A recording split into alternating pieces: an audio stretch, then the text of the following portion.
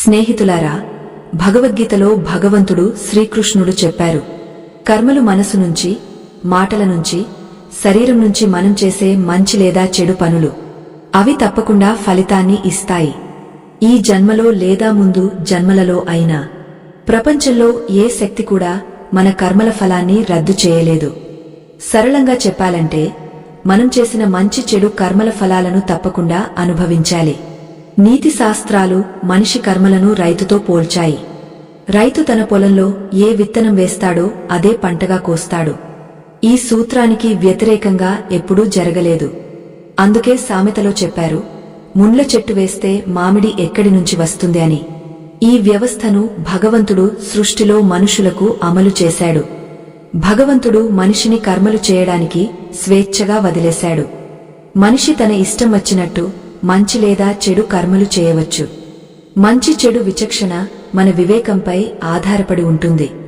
మనిషి జీవితంలో కర్మలు చేస్తూ పోతుంటాడు. అలా అతని జీవితం రూపుదిద్దుకుంటుంది. కాని భగవంతుడు మనిషికి కేవలం కర్మ చేసే స్వేచ్ఛ మాత్రమే ఇచ్చాడు. కర్మ ఫలాల వ్యవస్థ భగవంతుడి అధీనంలో ఉంది. మనిషి ఏ కర్మ చేస్తాడో అదే ఫలం పొందుతాడు. ఇది నిశ్చితం. ఎందుకంటే భగవంతుడు న్యాయవంతుడు. భగవంతుడు మనిషి చేసే ప్రతి కర్మను తెలుసుకుంటాడు. భగవంతుడి ముందు ఎవరి సిఫార్సు కూడా పనిచేయదు. ఈ కలియుగంలో లంచాలు ఇచ్చి పనులు చేయించుకుంటారు. కాని భగవంతుడికి లంచం ఇవ్వలేదు. అందుకే భగవంతుని పూర్తి న్యాయవంతుడు అంటారు. భగవంతుడి అట్టడుగు న్యాయ వ్యవస్థ నుంచి ఎవరూ తప్పించుకోలేదు. మంచి కర్మలు చేసేవాడు సంతోషంగా ఉంటాడు. చెడు కర్మలు చేసేవాడు ఎప్పుడూ భయంతో ఉంటాడు. అతని మనసులో ఎప్పుడూ ఆందోళన. చెడు కర్మలు బయటపడకుండా ఉండాలని. చెడు కర్మలు బయటపడితే ఫలాలు పొందాలి. పరమాత్మ సమస్త ప్రాణులకు కర్మలు చేసే స్వేచ్ఛ ఇచ్చాడు. ఎవరైనా తన ఇష్టం వచ్చినట్టు కర్మలు చేయవచ్చు.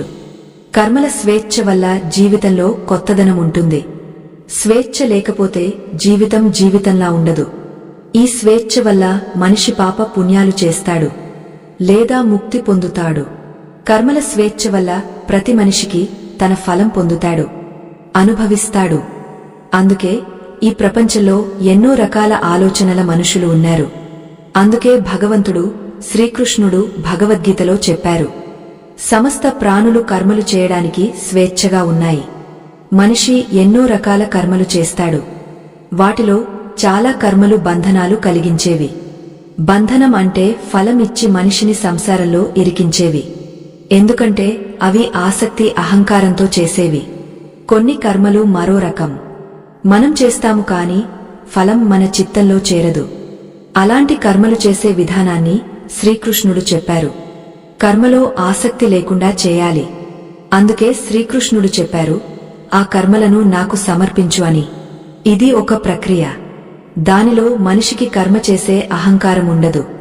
కర్మ ఫలం కోరిక కూడా ఉండదు. అలాంటి కర్మలు శుద్ధ కర్మలు. అవి బంధనాలు కలిగించవు, ముక్తికి సహాయకారి. భగవంతుడు కర్మలు ఫలాలు నాకు సమర్పించు అన్నారు. దాని అర్థం మన స్వేచ్ఛపై అంకుశం కాదు. కర్మ చేసే సరైన విధానాన్ని బోధిస్తున్నారు. కర్మ జరిగా మనల్ని బాధించకుండా. హిందూ ధర్మంలో బ్రహ్మ విష్ణు పురాణాలలో ఎన్నో మాన్యతలు ఉన్నాయి. పురాణాల ప్రకారం కలియుగం ముగిసిన తర్వాత ప్రపంచం నాశనమవుతుంది. విష్ణు పురాణంలో కలియుగం అంతం గురించి ఎన్నో విషయాలు చెప్పారు. దాని నుంచి సృష్టి అంతానికి దగ్గరవుతుందని తెలుస్తుంది. స్నేహితులారా, గరుడ పురాణం ప్రకారం కలియుగం అంతంలో సృష్టిలో ఏ మార్పులు వస్తాయో చెప్పుతాను. మహాభారత యుద్ధంలో కొందరు కారణాల వల్ల పాల్గొనలేదు. ఆ యోధులు యుద్ధం చేయాలని కోరుకున్నారు.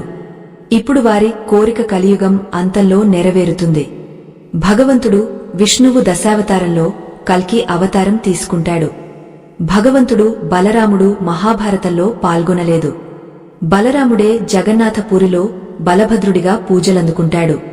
కలియుగం అంతంలో బలరాముడు ప్రత్యక్షమవుతాడు. కలియుగం అంతంలో మహాభారతం అసంపూర్తి యుద్ధం మళ్లీ జరుగుతుంది. జ్యోతిష గ్రంథాలలో యుగాల మాన్యతలు వేరువేరు. పురాణ గ్రంథాలలో 4 యుగాలు: సత్యయుగం, త్రేతాయుగం, ద్వాపరయుగం, కలియుగం. కలియుగం అంతంలో పాపాలు ఉచ్చస్థితికి చేరతాయి. ప్రస్తుతం కలికాలం అంటే కలియుగం నడుస్తోంది. గ్రంథాలలో కలియుగంలో ఏమేం జరుగుతాయో వ్రాశారు. ప్రళయం ఎక్కడైనా జరిగినప్పుడు హరికీర్తన మాత్రమే రక్షిస్తుంది. మన శాస్త్రాలలో చెప్పారు, మనిషి సమాజంపై ఎలాంటి వ్యవహారం చేస్తాడో అలాంటిదే అతనిపై చేయాలి. మన సంస్కృతి, సభ్యత, ధర్మం నాశనం చేసేవాడిని వధించాలి. స్నేహితులారా, మనిషితో ఏదైనా మంచి జరిగినా చెడు జరిగినా అది అతని కర్మల ఫలమే అంటారు. మంచి జరిగితే ఎప్పుడో మంచి చేసి ఉంటాడు, చెడు జరిగితే ఎప్పుడో చెడు చేసి ఉంటాడు. కర్మల ఫలం నుంచి ఎవరూ తప్పించుకోలేదు. ఇవాళ కాకపోతే రేపు ఫలం పొందుతాం. ఈ విషయంలో ఎంత సత్యముందో ఈ వీడియోలో తెలుసుకుందాం. పూర్తిగా చూడండి. వీడియో నచ్చితే లైక్ చేయండి, ఛానల్ సబ్స్క్రైబ్ చేయండి. చాలా కాలం క్రితం ఒక చిన్న గ్రామంలో ఒక పేదవాడు ఉండేవాడు. అతని పేరు బాలు. అతడు చాలా నిజాయితీగా కష్టపడేవాడు. ఒకరోజు బాలు తన పొలంలో పని చేస్తున్నాడు. అకస్మాత్తుగా అతని నాగలికి భారీ రాయి తగిలింది. ఆ రాయిని ఎత్తడానికి చాలా ప్రయత్నించాడు. కాని అది చాలా భారీగా ఉంది. బాలు ఆలోచించాడు, దాన్ని దుకాణంలో అమ్మేస్తానని. దుకాణానికి వెళ్లాడు.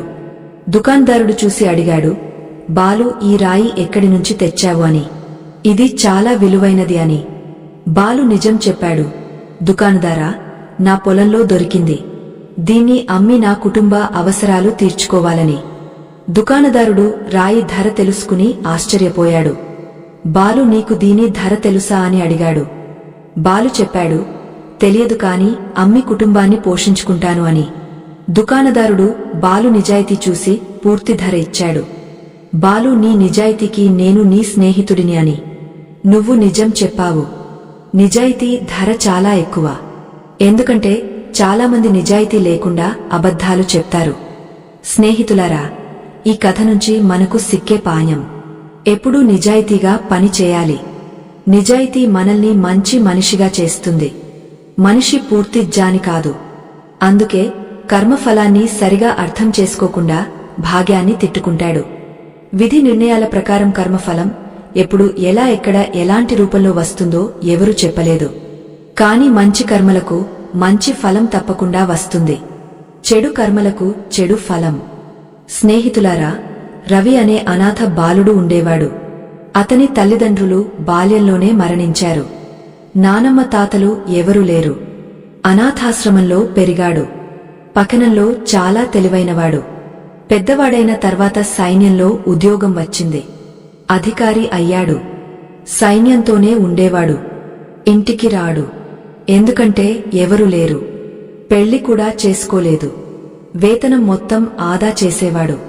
సైనిక భోజనశాలలో తింటాడు. అక్కడే ఉంటాడు. ఖర్చు దాదాపు లేదు. అందుకే వేతనం మొత్తం ఆదా చేశాడు.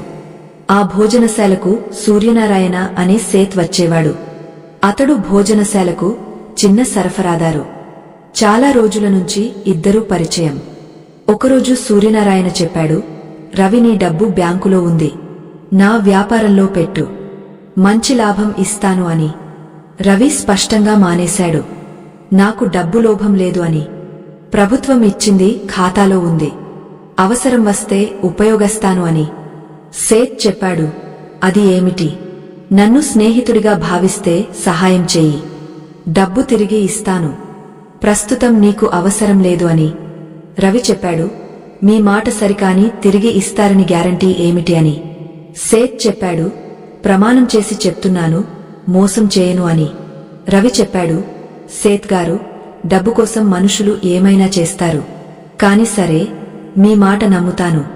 కనీసం మీకు మంచి జరుగుతుంది అని. సేత్ నవ్వుతూ ధన్యవాదాలు చెప్పాడు. రవిని కౌగిలించుకున్నాడు. డబ్బు తీసుకున్న తర్వాత సేత్ వచ్చినప్పుడల్లా ధన్యవాదాలు చెప్పేవాడు. సేత్ వ్యాపారం రవి డబ్బుతో పెరిగింది. ఆదాయం రోజురోజుకు రెట్టింపు అవుతోంది. ఆదాయం పెరిగిన కొద్దీ సేత్ మనసులో బేయిమాని వచ్చింది. డబ్బు తిరిగి ఇవ్వకుండా సాకులు వెతుకుతున్నాడు. అదే సమయంలో సరిహద్దులో పొరుగు దేశంతో యుద్ధం మొదలైంది. రవి కూడా వెళ్లాల్సి వచ్చింది. యుద్ధం జరిగే ప్రాంతం చాలా దుర్గమమైనది. అక్కడికి చేరడానికి గుర్రం మీద మాత్రమే. రవి నైపుణ్యమైన గుర్రపు సవారీ చేసేవాడు. అతనికి ఇచ్చిన గుర్రం చాలా గర్విష్కమైనది. రవి గుర్రం మీద కూర్చోగానే అది వేగంగా పరుగెత్తింది. రవి నియంత్రించడానికి ప్రయత్నిస్తున్నాడు, కాని అది వేగం పెంచుతోంది. రవి లాగం గట్టిగా లాగాడు. గుర్రం నోరు చిరిగింది, కాని అది ఏమీ వినడం లేదు. గుర్రం పరుగెత్తుతూ శత్రువుల శిబిరం ముందు నిలిచింది. రవి శత్రువుల బుల్లెట్లకు బలైపోయాడు. సేత్ సైనిక భోజనశాలకు వస్తుంటాడు. అక్కడ రవి యుద్ధంలో వీరమరణం పొందాడని తెలిసింది. సేత్ అక్కడ చాలా దున్హకం చూపించాడు. బయటకు వచ్చి సంతోషంతో ఎగరాడు. ఇక డబ్బు తిరిగి ఇవ్వాల్సిన అవసరం లేదని ఆలోచించాడు. సేత్ వ్యాపారం రోజురోజుకు అభివృద్ధి చెందుతోంది. కొన్ని రోజుల తర్వాత సేత్ భార్య తల్లి అయింది. సేత్ అందమైన బిడ్డకు తండ్రి అయ్యాడు. బిడ్డ పేరు అమర్ అని పెట్టాడు. సేత్ జీవితం అత్యుత్తమ సమయంలో ఉంది. కాలం గడవడానికి ఆలస్యం చేయదు. సేత్ కొడుకు అమర్ పెద్దవాడయ్యాడు. సేత్తో కలిసి వ్యాపారం చేస్తున్నాడు. అమర్ పెళ్లి వయసు వచ్చింది. మంచి కుటుంబంలో అందమైన కన్యక చూసి పెళ్లి చేశాడు. సేత్ చెప్తున్నాడు, ఇంకా కొన్ని రోజులు కొడుకు వ్యాపారం చూసుకుంటాడు. నా జీవితం సఫలమైంది, ఇంకేం కావాలి అని. అమర్ పెళ్లి అయి 2 నెలలు కాలేదు. ఒకరోజు అమర్ రోడ్డు దాటుతున్నాడు. తల తిరిగా రోడ్డుపై పడిపోయాడు. ప్రజలు లేపి ఆసుపత్రికి తీసుకెళ్లారు.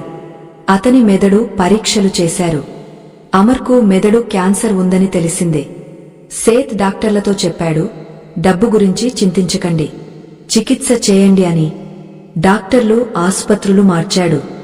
కాని అమర్ పరిస్థితి రోజురోజుకు దిగజారుతోంది. సేత్ వ్యాపారంపై దృష్టి పెట్టలేకపోతున్నాడు. కస్టమర్లు తగ్గుతున్నారు. ఆసుపత్రి బిల్లు పెరుగుతోంది. సేత్పై చాలా అప్పు అయింది. సేత్ ఆందోళనలో ఉన్నాడు.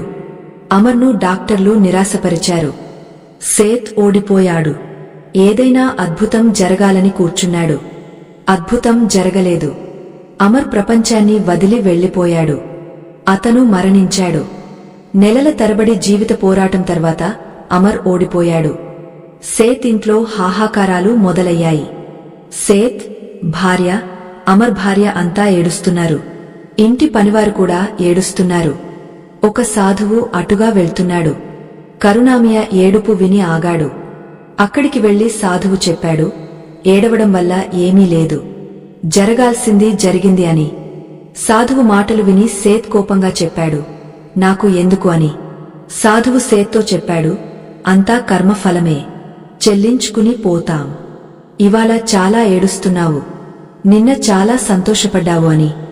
సేత్ చెప్పాడు, నాకు అర్థం కాలేదు మహారాజని. సాధువు చెప్పాడు, నువ్వు వ్యాపారం కోసం అప్పు తీసుకున్నావు. వ్యాపారం నడిచిన తర్వాత తీసుకున్నవానికి తిరిగే ఇవ్వలేదు అని. సేత్ చెప్పాడు, తప్పు, అతడు చనిపోయాడు, ఎవరికి ఇవ్వాలి అని. సాధువు చెప్పాడు, అబద్ధం కాదు, నువ్వు మరచిపోయావు. అతని మరణ వార్త విని నువ్వు ఎంత సంతోషపడ్డావు అని. ఆ రోజు మిఠాయిలు పంచావు. మిఠాయిలు పంచడం సరైందా అని. నువ్వు ఆ డబ్బును ప్రభుత్వానికి లేదా అనాథాశ్రమానికి ఇవ్వవచ్చు, లేదా అవసరమున్నవానికి. కాని చేయలేదు, నీ నియత్లో లోపముంది అని. సేత్ సిగ్గుపడ్డాడు. ఇవాళ సేత్ అక్కడే నిలబడి ఉన్నాడు. 20 సంవత్సరాల క్రితం నిలబడిన చోటే. ఇవాళ డబ్బు లేదు, వ్యాపారం లేదు, కొడుకు లేదు, చాలా అప్పు తలపై ఉంది. సాధువు చెప్పాడు, ఈ కొడుకు అదే రవి. హిసాబు చేయడానికి ఈ జన్మలో నీ కొడుకుగా వచ్చాడు. అతడు తన హిసాబు పూర్తి చేసి వెళ్లిపోయాడు. నువ్వు ఇచ్చినంత వడ్డీతో తిరిగి తీసుకున్నాడు. నీవు అతని చదువు, పెళ్లి, ఆస్పత్రిపై చాలా ఖర్చు చేశావు. వెళ్లేటప్పుడు నిన్ను భిక్షగాడిగా మార్చి వెళ్లాడు. సేత్ ఏడుస్తూ చెప్పాడు, నా తప్పు అంగీకరిస్తున్నాను, కాని ఈ అమ్మాయి తప్పు ఏమిటి? దీని పెళ్లి 2 నెలలు కూడా కాలేదు అని. సాధువు చెప్పాడు, ఇది దీని కర్మఫలం. గత జన్మలో ఇది ఆ గుర్రమే. దానివల్ల రవి మరణించాడు. ఇవాళ రవి ప్రతీకారం తీర్చుకున్నాడు. దీని జీవితాన్ని నరకంగా మార్చి వెళ్లాడు. జీవితంలో ఏమీ కారణం లేకుండా జరగదు. బహుశా విత్తనం చాలా కాలం క్రితం వేసి మరచిపోయి ఉండవచ్చు. ఆ విత్తనం చెట్టుగా మారి అప్పుడు తెలుస్తుంది. అందుకే మనం ఏ విత్తనం వేస్తామో గుర్తుంచుకోండి. ప్రకృతి హిసాబు చేస్తుంది. మనం గుర్తుంచుకున్నా లేదా మరచినా. సేత్ మాటలు లేకుండా నిరాశగా ఇంటి మెట్లపై కూర్చున్నాడు. తన కర్మలను తిట్టుకున్నాడు. స్నేహితులారా, ఎప్పుడూ మన కర్మలపై దృష్టి పెట్టండి. పైవాడి కర్రలో సౌండ్ లేదు కాని పడుతుంది. మనం ఎవరికైనా నష్టం కలిగించి లేదా మోసం చేసి వెళ్తే మనకు కూడా నష్టం జరుగుతుంది. ఈ జన్మలో కాకపోతే మరో జన్మలో. అందుకే ఏ కర్మ చేసినా ఆలోచించి చేయండి. మన కర్మ ఫలం నుంచి తప్పించుకోలేము. మనం ఎక్కడికి వెళ్ళినా ఏమి చేసినా మన కర్మలు శాంతంగా చూస్తున్నాయి. ఏ రోజైనా మన కర్మ ఫలాన్ని భూమిపై భరించాలి. అందుకే ఎప్పుడూ సరైన కర్మలు చేయాలి. భగవంతుడు శ్రీకృష్ణుడు గీతలో కర్మకు ప్రాధాన్యత ఇచ్చారు. మనిషి ప్రయాణం ఎక్కడ నుంచి ఆగిపోతుందో మరో జన్మలో అక్కడి నుంచి మొదలవుతుంది. ప్రకృతి నియమాలు పాటించేవాడు పరమాత్మకు దగ్గరవుతాడు. కాని గుర్తుంచుకోండి, పరమాత్మ కూడా మనిషి రూపంలో అవతరిస్తే సాధారణ మనుషులకు ఉన్న నియమాలు పాటిస్తాడు. ఈ జన్మలో లేదా మరో జన్మలో ప్రతి చెడు మంచి కర్మఫలాన్ని అనుభవించాలి. కర్మ సిద్ధాంతం చాలా కఠినమైంది. మంచి కర్మలు జీవితాన్ని పురోగతికి తీసుకువెళ్తాయి. చెడు కర్మలు పతనానికి నడిపిస్తాయి. ధర్మ గ్రంథాల ప్రకారం మనిషి చేసిన మంచి చెడు కర్మల ఫలాన్ని అనుభవించాలి. మనం చెడు కర్మలను దాచడానికి ప్రపంచ కోర్టులో మంచి న్యాయవాదిని పెట్టి తప్పించుకుంటాం. కాని పరమాత్మ కోర్టు నుంచి ఎలా తప్పించుకుంటాం? అక్కడ ఏ న్యాయవాది వాదన పని చేయదు. సిఫార్సు కూడా లేదు. ఈశ్వరుడు చేసిన కర్మ నియమాల్లో తప్పు లేదు. ఏ కర్మ చేసినా ఫలం వస్తుంది. కర్మ నియమాల్లో ఏ న్యాయవాది లేదా న్యాయమూర్తి సిఫార్సు పనిచేయదు. మన పుణ్యకర్మల ఫలం మనతో ఉన్నంత వరకు మంచి. కాని మనం చేసే చెడు కర్మలు సమయం వచ్చినప్పుడు ఫలిస్తాయి. అందుకే కర్మ చేయడానికి ముందు ఆలోచించాలి. కర్మ జరిగిపోతే ఫలం నుంచి తప్పించుకోవడం వ్యర్థం. మనిషి చేసే కర్మ ఫలాన్ని అనుభవించడానికి సిద్ధంగా ఉండాలి. కొన్ని కర్మలు నవ్వుతూ చేస్తాం కాని ఫలం ఏడుస్తూ అనుభవిస్తాం. స్నేహితులారా, రాజు పరీక్షిత్ మహాజ్ఞాని, విద్వాంసుడు, సంస్కారవంతుడు. కాని అతని నుంచి మహాపాపం జరిగింది. కోపంతో నిరపరాధి ఋషి మెడలో చనిపోయిన పాము వేశాడు. రాజు ఇంటికి వచ్చాడు. కోపం తగ్గిన తర్వాత తన తప్పు తెలుసుకున్నాడు. కాని సమయం వెనక్కి రాదు. రాజు పరీక్షిత్కు ఆ పాప కర్మఫలాన్ని అనుభవించాలి. పరీక్షిత్ గొప్ప రాజు. ఎప్పుడూ అధికారాన్ని దుర్వినియోగం చేయలేదు. రాజు పరీక్షిత్ తన తప్పును అంగీకరించాడు. తనను తాను శిక్షించుకోమని చెప్పాడు. నా బలం, సుఖం, సంపద అంతా బ్రాహ్మణ ఋషి కోపాగ్నిలో కాలిపోవాలి అని. దానివల్ల నా మనసులో ఎవరినైనా బాధపెట్టే ఆలోచన రాకూడదు అని. రాజు పరీక్షిత్ తన పాప కర్మఫలాన్ని అనుభవించడానికి సిద్ధంగా ఉన్నాడు. ఎప్పుడూ భగవంతుడికి సిఫార్సు చేయలేదు. రాజు అహంకారం చూపలేదు. అతడు ఈశ్వరుడికి తన పాపాలకు శిక్ష అడిగాడు. దాని ఉదాహరణతో భవిష్యత్తులో ఏ రాజు కోపంలో లేదా అహంకారంలో అలాంటి పాపం చేయకూడదు. తప్పు చేసి తప్పించుకోకుండా ఫలం అనుభవించడానికి సిద్ధంగా ఉండాలి. అతడు తప్పించుకోవాలని ప్రయత్నించినా కర్మ ఫలం ఇవ్వకుండా ఉండదు. సరళంగా చెప్పాలంటే కర్మ అంటే క్రియ. మనం చేసే ప్రతి పని కర్మ. తినడం, తాగడం, స్నానం, నిద్ర, మేలుకోవడం, నడవడం, పరుగెత్తడం, చూడడం, వినడం, మాట్లాడడం, ఆలోచించడం, ఆలోచించకపోవడం, శ్వాస తీసుకోవడం, ఉద్యోగం చేయడం, జీవించడం, చంపడం మొదలైనవి. ఇవన్నీ శారీరక మానసిక క్రియలు, కర్మలు. కర్మలకు 3 భాగాలు: క్రియమాన కర్మ, సంచిత కర్మ, ప్రారబ్ధ కర్మ. మనిషి ఉదయం మేలుకున్నప్పటి నుంచి రాత్రి నిద్రపోయే వరకు చేసే కర్మలు క్రియమాన కర్మలు. మనిషి జీవితంలో చేసే అన్ని క్రియమాన కర్మలు. క్రియమాన కర్మ తప్పకుండా ఫలం ఇస్తుంది. ఫలం ఇచ్చిన తర్వాతే శాంతమవుతుంది. ఉదాహరణకు, దాహం వేసి నీళ్లు తాగావు. నీళ్లు తాగడం కర్మ, దాహం తీరింది. కర్మ ఫలం ఇచ్చి శాంతమైంది. నువ్వు ఎవరినైనా కొట్టావు, అతడు నిన్ను కొట్టాడు. కర్మ ఫలం వచ్చింది. క్రియమాన కర్మ ఫలం అనుభవించిన తర్వాతే శాంతమవుతుంది. చాలా క్రియమాన కర్మలు తక్షణ ఫలం ఇవ్వవు. ఫలం వచ్చే వరకు ఆలస్యం అవుతుంది. ఫలం ఇవ్వనంత వరకు అది సంచితంగా ఉంటుంది. దాన్ని సంచిత కర్మ అంటారు. ఉదాహరణకు, ఇవాళ పరీక్ష రాశావు, ఫలితం నెల తర్వాత వస్తుంది. ఇవాళ నీ యవ్వనంలో తల్లిదండ్రులను బాధపెట్టావు, నీ ముసలితనంలో నీ కొడుకు నిన్ను బాధపెడతాడు. అలాంటి చాలా క్రియమాన కర్మలు తక్షణ ఫలం ఇవ్వవు, కాని సమయం వచ్చినప్పుడు ఫలం ఇస్తాయి. అప్పటి వరకు సంచిత కర్మలుగా సేకరిస్తాయి. మనిషి ఏ కర్మ చేస్తాడో అదే ఫలం పొందుతాడు. మనం ఒక రోజులో చాలా క్రియమాన కర్మలు చేస్తాం. వాటిలో చాలా కర్మల ఫలాలు తక్షణం వస్తాయి. కాని చాలా కర్మలు తక్షణం ఫలం ఇవ్వవు. అవి సంచిత కర్మలుగా జమ అవుతాయి. అవి మంచైనా చెడైనా ఫలం ఇస్తాయి. మనం అనుభవించే వరకు శాంతమవవు. మనిషి ఈ విషయాన్ని గంభీరంగా ఆలోచిస్తే జీవితం సరళమవుతుంది. కాని భోగ విలాసాల్లో పడి మనిషి దీన్ని ఊహించడు. రాజు దశరథుడు శ్రవణుడిని చంపినప్పుడు అతని విరహంలో మరణిస్తూ అతని తల్లిదండ్రులు దశరథుడిని శపించారు. నీ మరణం నీ పుత్ర వియోగంలో ఉంటుంది అని. ఆ శాపం తర్వాత దశరథుడికి ఒక్క పుత్రుడు కూడా లేడు.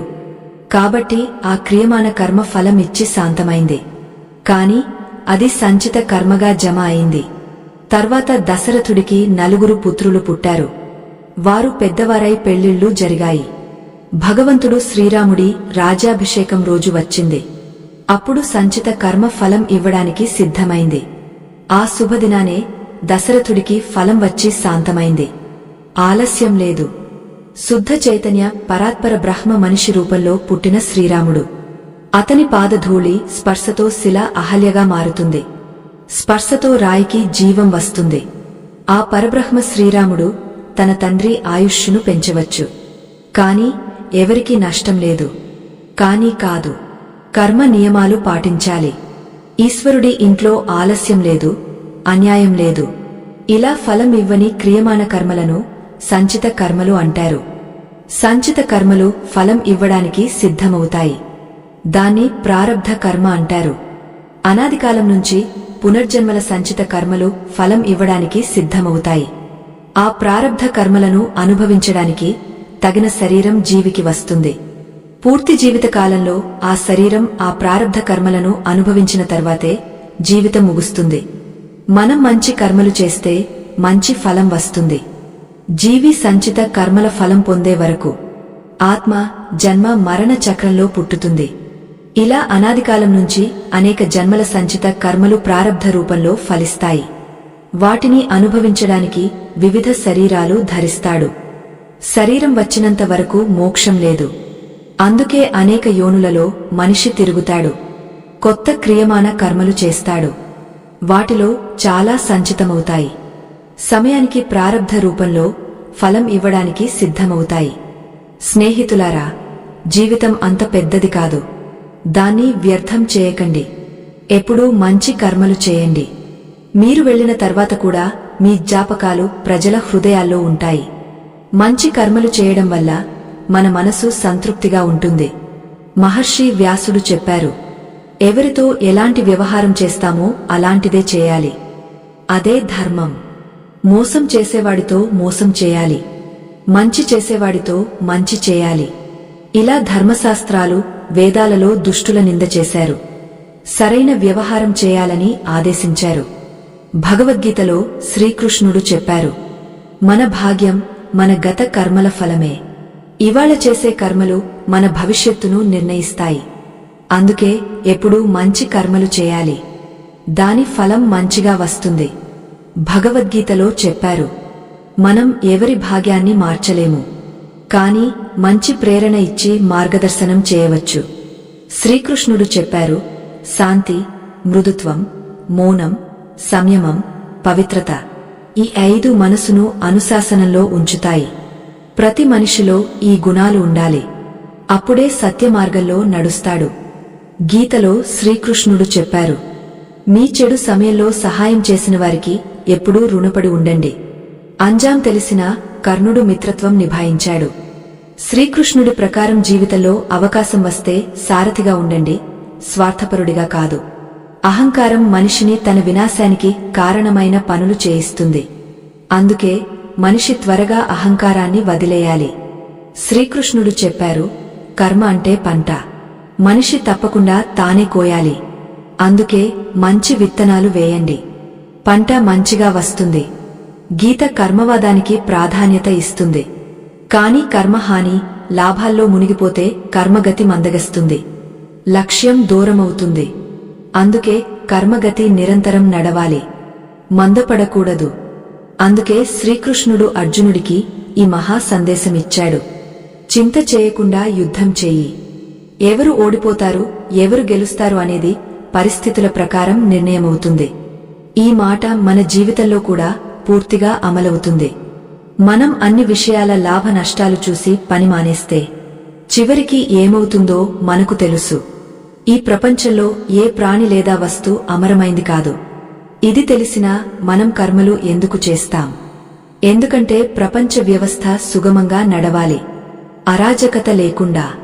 మన తల్లిదండ్రులు మనల్ని పుట్టించారు. వారు ఆలోచించి ఉంటే ముసలితనంలో మనం సహాయం చేస్తామా లేదా అని. బహుశా మనల్ని పుట్టించే ఆలోచన మార్చేవారు. కాని వారు తమ కర్మ చేశారు, ఫలం ఈశ్వరుడి చేతుల్లో పెట్టారు. అందుకే మనం ఈ భూమిపై వచ్చాం. ఈశ్వరుడు కోరితే వారి సేవ చేస్తాం. భగవద్గీత ప్రకారం పునర్జన్మ కూడా ఉంది. మనం మరచిపోతాం. మనం ఏ యోనిలోనైనా పుట్టవచ్చు. భోగ యోనులలో బాధపడినప్పుడు ఆత్మహత్య చేసుకునే అవకాశం లేదు. ఒక ఎద్దు ఎంత బాధపడినా తన ఇష్టంగా చనిపోలేదు. ఏమి చేసినా అనుభవించాలి. ఎవరో చాలా అద్భుతమైన మాట చెప్పారు.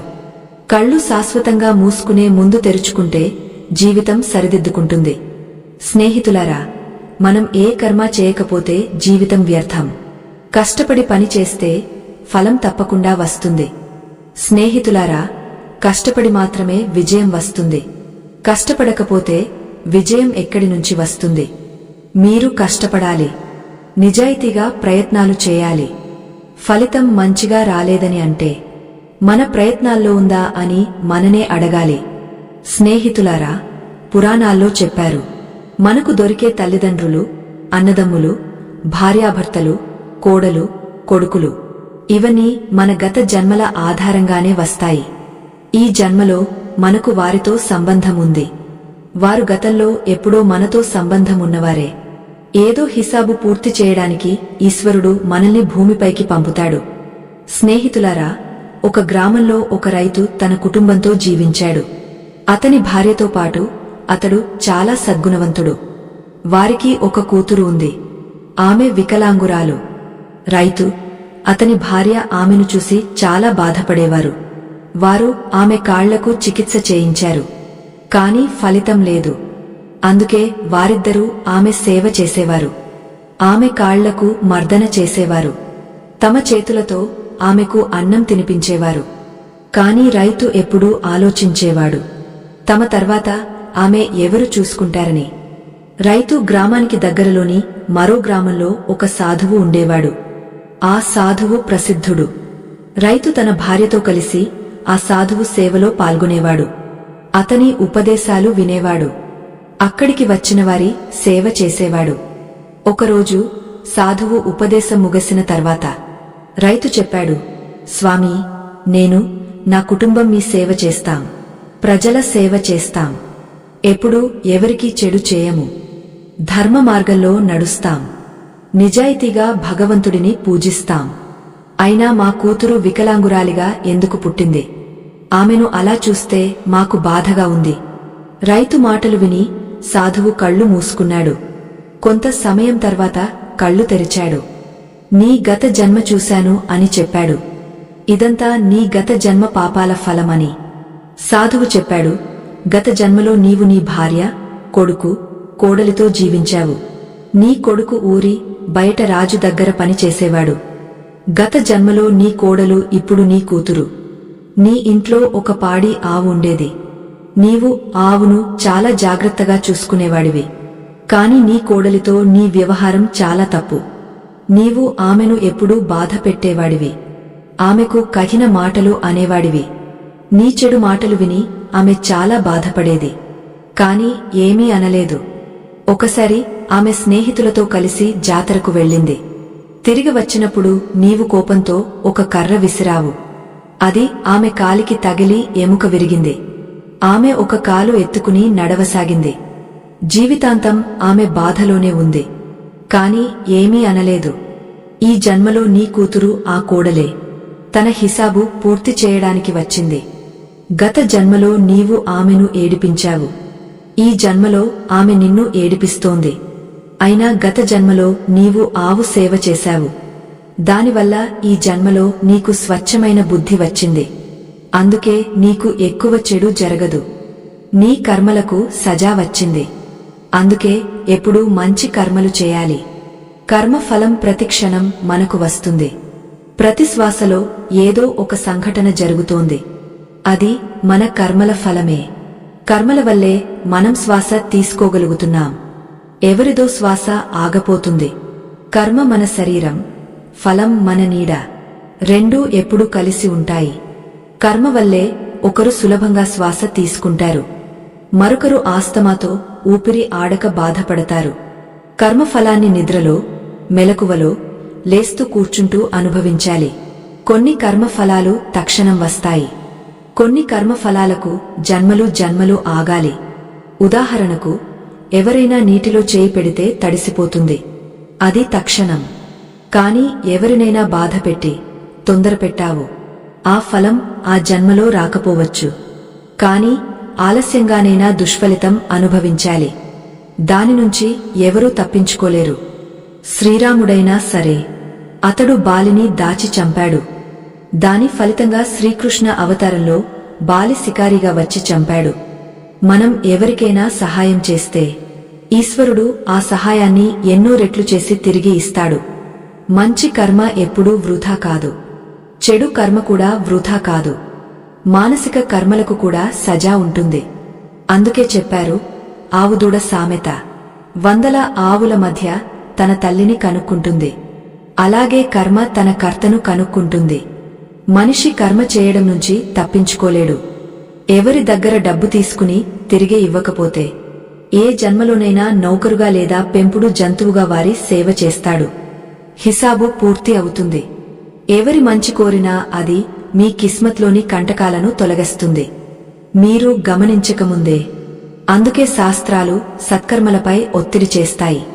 ఎందుకంటే మన లక్ష్యం కర్మ బంధనాల నుంచి విముక్తి. కర్మ సిద్ధాంతాన్ని అర్థం చేసుకుంటే జన్మ మరణ చక్రం నుంచి బయటపడతాం. ప్రతి కర్మ ఫలం వేరుగా వస్తుంది. చెడు కర్మ ఫలం మంచి కర్మ ఫలంతో నిరసన కాదు.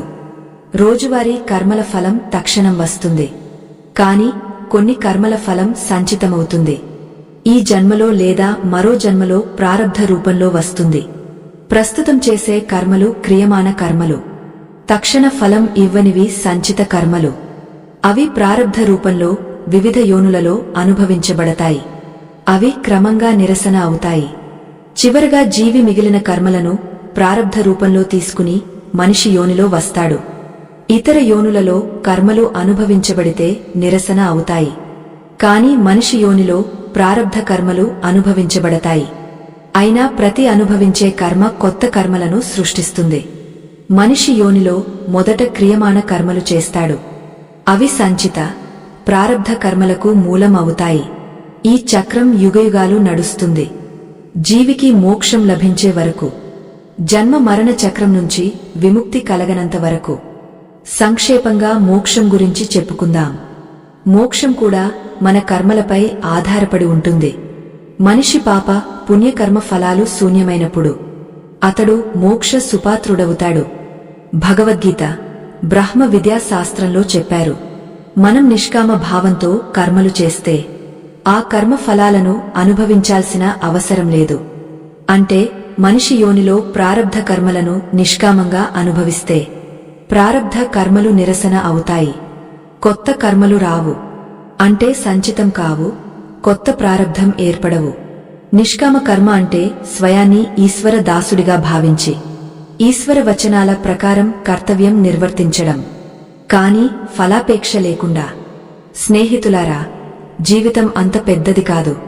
దాన్ని వ్యర్థం చేయకండి. ఎప్పుడూ మంచి కర్మలు చేయండి. మీరు వెళ్ళిన తర్వాత కూడా మీ జ్ఞాపకాలు ప్రజల హృదయాల్లో ఉంటాయి. మంచి కర్మలు చేయడం వల్ల మన మనసు సంతృప్తిగా ఉంటుంది. ఈ వీడియో మీకు నచ్చి ఉంటుందని ఆశిస్తున్నాను. నచ్చితే వీడియోను లైక్ చేయండి. మీ స్నేహితులతో పంచుకోండి. మా ఛానల్ను తప్పకుండా సబ్స్క్రైబ్ చేయండి. కామెంట్ బాక్స్లో జై శ్రీకృష్ణ అని రాయండి. మరో వీడియోలో కలుద్దాం. అప్పటి వరకు మీరు జాగ్రత్తగా ఉండండి. ధన్యవాదాలు.